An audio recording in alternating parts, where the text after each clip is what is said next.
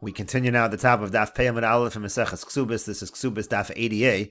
On the previous summit, the Mishnah discussed a situation where the husband spent a certain amount of money in order to improve the nichsei milug, and then he was able to consume. If he consumed even a small amount, then what he consumed, and what he spent. He's not entitled to any reimbursement. On the other hand, the Mishnah said, let's say the person ate nothing, he got nothing out of the field and spent a lot of money to improve it. So then if he should divorce his wife, he is allowed to ask for reimbursement for that which he spent in order to improve the field. So the question the Gemara had is, what's considered a small amount of consumption?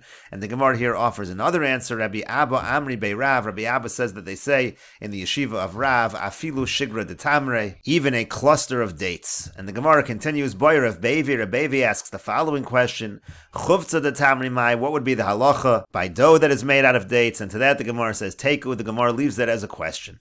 And the Gemara continues, Lo achla derech kavod mai. What if the person did not eat it in a respectable manner? The Gemara in the previous Amud said that when we talk about these small amounts, it has to be eaten b'derech kavod. What if it was not eaten b'derech kavod? What is the amount that the person has to consume? And the Gemara says, Amar Ula says, Pligi batrei amoroi b'ma'arava, chad amar b'che'isr, v'chad amar b'chediner. There's machlokas about this in the West between two amoroim. One says the amount, the size should be an isr, and the other one says that the size should be a dinar. And the Gemara continues, Amri Dayoni de Pumbedisa, the judges of Pumbedisa, they said, Ava Rav Yehuda Uvda, that the Rav Yehuda passed in the case, Bechavile Zemuros, when it was just bundles of branches, even though the husband had just used some bundles of branches, that was considered to be consumption. And the Gemara continues, Rav Yehuda Lataymi, Rav Yehuda follows his reasoning, Do Amar Rav Yehuda, because Rav Yehuda says, Achla Orla Shvias V'kilayim Hareza Zu Chazaka. If a person consumes Orla, Shvias, meaning fruits of Shvias, Shemitah year, and Kilayim, that is considered a Chazaka. And Rashi over here says, Avad Rav Yehuda uvda dechashva achila b'chavile zemuros. Rav Yehuda says it's considered consumption when you take bundles of branches, shein maichel lepilin, that's really food for elephants, v'hechel man abala behemto. And what happened was the husband fed this stuff to his animal, v'giresh es ishto, and then he divorced his wife, and so v'yamar Rav Yehuda masha achal achol. Rav Yehuda said what he consumed, that's considered consumption, and therefore again he's not entitled to reimbursement for anything that he spent to improve the property. And similarly, Rav Yehuda said, achla lokeach shnei orla, shein hana'asan ela bizmuros. Let's say you have a situation of a purchaser of property, and it's the years of Arla, so he can't really consume the fruit. He's only able to use the branches, shapri asr bahana, because in that case the fruit is asr bahana. O shvias shu hefker, o shazara kilayim vazmuros lo nasru. Again, you have other situations where he's not going to be taking the fruit. Let's say it's the Shemitah year, that everything's hefker. Or let's say you have a situation where he plants kilayim, and so the zmuros, again, the branches are okay, but not the fruit. Harezu chazaka, even though he's just taking branches, that's considered a chazaka. Olin lo leminyan shalosh shanim, there's an idea of a 3-year chazaka by property, and that counts. Yachas me'ashalosh shanim, achas me'elu. Even if one of the 3 years is one of these situations of arla, etc., it's still going to be a chazaka. And the Gemara continues, Amar of Yaakov, Amar of Chisda. Rav Yaakov says that Rav Chisda says, Hamotzio etzos al nichsei ishto. Let's say somebody spends money to improve the property of his wife, ketana, but his wife in this situation is a minor. It's a marriage on a Rabbanon level, and the wife, in theory, could refuse the marriage. She could do miyun. So kimotzi al nichsei acher dami. In that case, we consider it like spending money on somebody else's property, and the husband is entitled to reimbursement. My time, and what's the reason? Of the Rabbanon takanta. In this case, the Rabbanon make a takana, so that the property should be well maintained. The property shouldn't lose its value. If the husband knows that if she refuses the marriage, he's not going to get reimbursed, he's not going to be encouraged to keep up the value of the property. And the Gemara continues, there was a woman, and she got an inheritance of 400 zuz, but it was far away. It was in this area called Bechozai. So Azal Gavra, so her husband went, Apek Shis Meya, so he spent 600 zuz, Aisi Arba in order to bring back this 400 zuz. Now while he was returning, he needed another zuz, and he took from that 400 zuz. So Asal Lakami de Rabbi Ami, he came before Rabbi Ami, Amar Le, he said, Masha Hotzi, or Masha Achal Achal. This is exactly the same kind of case. What was spent, and you did consume something, so therefore you're not entitled to any reimbursement. What was spent, and what was consumed was consumed. Amru Le Rabbanon Rabbi Ami, so the Rabbanon said to Rabbi Ami, Hani Mili Heicha de Ka'achal Pira. That's only true when you're taking the fruit. Let's say a property and it produces fruit, and he takes a little fruit. That's when we say this halacha. But Hakarna Ka'achal, in this situation, he's taking from the principal. He's taking from the 400 zuz, v'hotzahi, and it's really just part of his expenses. And so therefore he responded, Imkain, if that's the case, Havele Hotzi Velo Achal, it really is considered a case where he spent money, but he didn't consume anything, and therefore he is entitled to reimbursement. Yishava Kama Hotzi V'Ital, he can swear, take an oath, how much did he spend, and he can collect that, again in a situation, let's say he were to divorce his wife. And the Gemara continues at the two dots, quoting the Mishnah, Yishava Kama Hotzi V'Ital, again, let's say he didn't consume anything, but he spent money to improve the property, then he can take an oath how much he spent, and he's entitled to reimbursement. And the Gemara says, Amar Ravasi says, Shevach keneged hotzah. This is only true if there was an improvement of the property corresponding to the amount that he spent.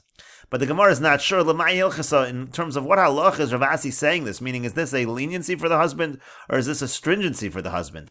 And the Gemara answers, Amar Abaya says, Shem haya shevach yesar lotzah. What it means to say is if the improvement of the property is more than what was spent, no telas haotzah below shvua, then he can actually take what was spent even without taking an oath. It's actually a leniency for the husband. But the Gemara continues, Amar le Rava said back to him, Imkain, if that's the case that it's a leniency, so asi lirume, so then the husband can cheat over here. The husband can just say that he spent a little bit less than the improvement, and then he'll get it automatically without a shvua. So Elamar Rava, Rava says it goes the other way. It's a stringency on the husband. Shem haisa otzah yisera la shevach. Let's say the opposite. Let's say he spent more than what was improved. In that case, ein lo ela hotzah shiur shevach. He's only going to get reimbursed the amount of the improvement uveshvua, but he will still need to take an oath. And the Gemara continues. Iboy luhu. They had the following question: Baal shahor darisin tachtov mao. What if you have a situation of a husband, instead of him working the field himself, he hires sharecroppers and they work the field. Now, in a normal situation of a sharecropper, the sharecropper works the field, and then he's entitled to a certain percentage of the produce of that field.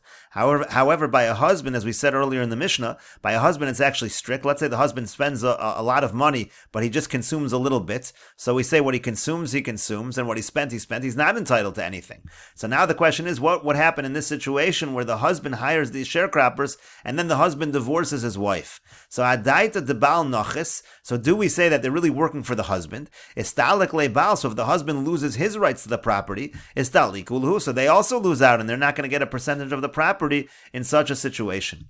Odilmor, maybe we'll say adaita de ara nochis. No, they're not thinking about who they're working for. They're thinking that they're going to get a percentage of the produce that comes from this land. Viara ki kaimi la arise kaim. In this land, it was ready to be worked by sharecroppers. She would have had to hire sharecroppers regardless. Let's say the husband wasn't involved, and so therefore they should still be entitled to their percentage of the produce of this particular field. And the Gemara continues, Maskif lo Rava bar Rav Chanan. Rava bar Rav Chanan asks, Ma'ishno mehayorid l'soch sadach havero. What's the difference between this case of the sharecroppers and let's say in general you have somebody goes into somebody else's field, v'nota shalo brishos, and let's say the person goes ahead and he plants stuff in the person's field without getting permission. So the halach is he's entitled to some reimbursement. Shamin lo, we do an evaluation. V'yado ala tachtoni, he's always going to get the lesser amount, meaning to say, let's say he spent a certain amount of money and he improved the field a certain amount, he'll always get the lesser amount, but he's still going to be entitled to some reimbursement, so we shouldn't treat the sharecroppers any worse than that. And to that the Gemara answers, no, you can't compare the two. Hasam over there, leko inish de tarach, there is no other person who would have taken care of this field who would have done that. But ha'acha ika bal de tarach, but over here in this situation, you do have the husband who could have worked the field, and they're really again taking the husband's place, so they should have that same status. As Rashi over here says, Shamin lo v'yodo ala tachtona, again, this individual who goes without permission, he does get reimbursement, but he has the lower hand, litol hayetzia kashir shavach, whatever he spent, but only according to the amount it was improved, not more than that. Kidamar b'ba metzia b'ashoel v'hachamar boy l'saluke below chlum. Here you're telling the sharecroppers they're not going to get anything, and the Gemara says, no, there's a distinction. Leko l'man de tarach, over there's no one else. Ro'azeh shelo haya ish mashpich, and this guy saw that nobody was improving this field. V'yarad lahen, and he went ahead and did it himself. He didn't make them lose out. Hilkach yitzia shir shevach mios yoivle. Therefore, you have to give him at least some reimbursement. But hacha ikabal shiatriach ben. Here over here, the sharecroppers didn't need to get involved. It could be that the husband would have done the work himself. So v'yamr lahu, so she can say to them, to the sharecroppers, ilo nachsi so atun. If you didn't do this work, iu of it, he would have done it. V'lavashakal hashtamidi. Why should I have to pay you anything if I wouldn't have had to pay my husband anything? And so therefore, again, you can't compare the two situations. And so the Gemara says, "My have Allah." So what is the final psak halacha? And the Gemara says, "Amar Rav Huna Breder Rav Yoshua." Rav Huna Breder Rav Yoshua says, "Chazinan." We have to look at each case individually.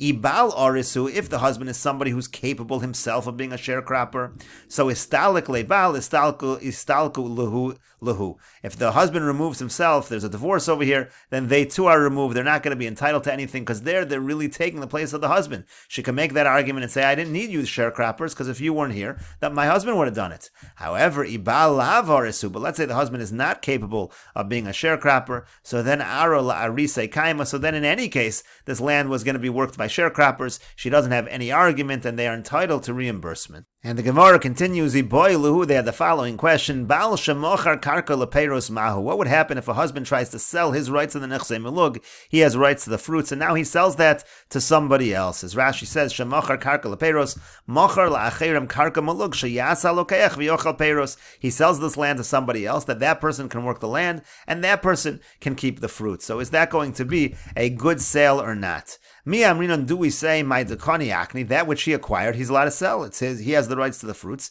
so he can sell that right. O dilmor, maybe, ki takinu le rabbanon peiros lebal. When did the rabbanon say that the baal, the husband, is entitled to the peiros? And we'll continue this discussion in the next video on Daf Pei Amud Beis.